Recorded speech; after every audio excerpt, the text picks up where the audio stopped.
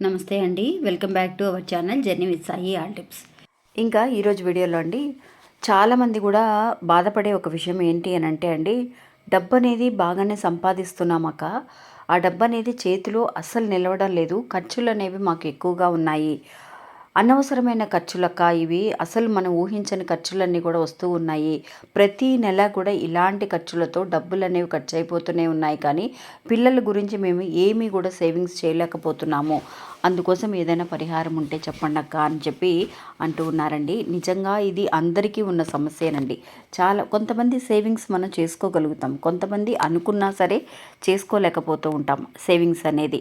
అలాంటి సేవింగ్స్ చేయాలి అనన్నా, ఖర్చులు మనకి తగ్గాలి అనన్నా, అంటే ఒక 10 రూపాయలు ఖర్చు పెట్టేదొక దగ్గర ఒక 5 రూపాయలు ఖర్చు పెడితే చాలు, అప్పుడే కదా ఇంకొక 5 రూపాయలు మనం సేవింగ్స్ చేయగలుగుతాం.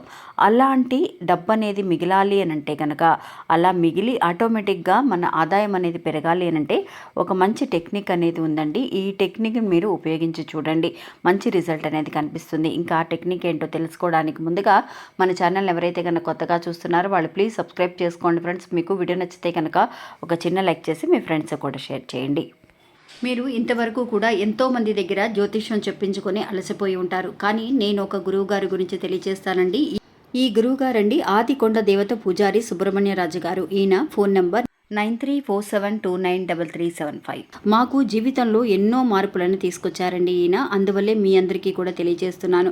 ఈ గురువు గారు చెప్పింది చెప్పినట్టుగా జరుగుతుందండి, అది కూడా కొన్ని రోజులలోనే. అంటే భార్యాభర్తల మధ్య గొడవలు, విదేశీ ప్రయాణం ఆలస్యం అవడం, ప్రేమ, పెళ్లి, సంతానం లేకపోవడం, కోర్టు సమస్యలు, గృహము మరియు కుటుంబ సమస్యలు, ధనం అనేది చేతిలో నిలబడకపోవడం, నమ్మిన వ్యక్తి మోసం చేయటం, స్త్రీలకు పురుషులకు సంబంధించిన గుప్త సమస్యలు ఎటువంటివైనా సరే కొద్ది రోజులలోనే పరిష్కరిస్తున్నారండి. అది కూడా ఒక ఫోన్ కాల్ ద్వారా.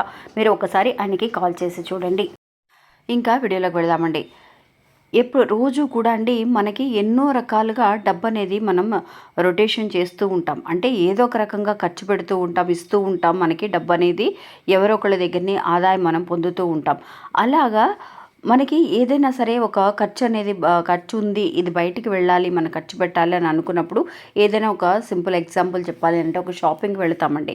అక్కడికి వెళ్ళినప్పుడు ఒక 1000 రూపీస్, 2000 లేదంటే 5000 అవుతుందని అనుకుంటాం. కానీ అక్కడ పిల్లల్ని కానీ ఇంకా వేరే వాళ్ళని మనతో పాటు తీసుకువెళ్ళినప్పుడు ఆ ఖర్చులు రేట్ అనేది పెరిగిపోవడం కాకుండా, ప్రొవిజన్స్ కానీ ఏదైనా సరే అన్ని రేట్లు పెరిగిపోయాయి. కాబట్టి అలా పెరిగిపోయిన రేట్లతో పాటు ఇంకా కూడా అనవసరమైన ఏది చూసినా సరే కొనాలని అనిపిస్తుంది, అది కూడా అవసరమనే అనిపిస్తుంది మన ఇంటికి.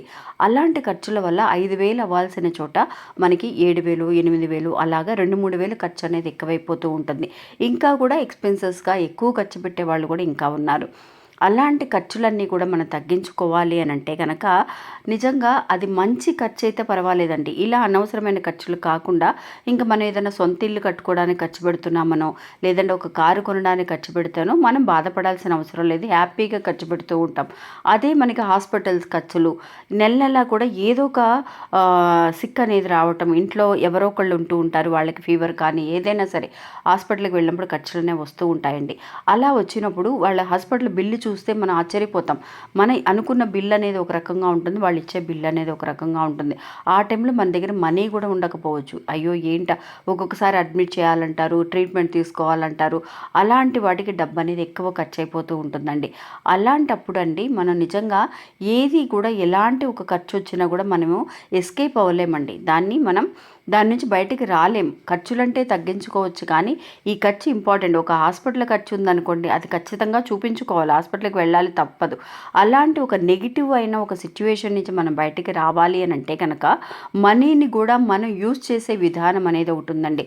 మనీని ఎప్పుడు కూడా మనం అట్రాక్ట్ చేసుకోవాలి అని అంటే కనుక, అందరూ కూడా ఏమనుకుంటారు, మనీ అనేది మన దగ్గరే ఉంచుకోవాలన్న ఆశ అనేది అందరికీ ఉంటుంది.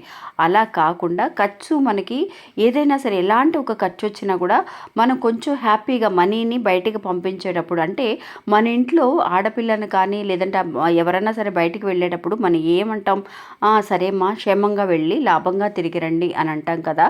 అలాగే లక్ష్మీదేవిని కూడా అండి, మనం ఏదైనా ఒకరికి సంతోషంగా ఒక 1000 రూపాయలు 100 రూపాయలు ఇస్తున్నాం అనుకోండి, వాళ్ళకి హ్యాపీగా ఖర్చులకి ఇస్తున్నప్పుడు హ్యాపీగా ఇవ్వండి. అయ్యో ఇవ్వాల్సి వచ్చింది అని ఖర్చు అన్ని తిట్టుకుంటూ ఇవ్వకుండా, లక్ష్మీదేవిని సంతోషంగా మనం ఇస్తే మనకి సంతోషంగా మళ్ళీ మన దగ్గరికి తిరిగి వస్తుందంటండి.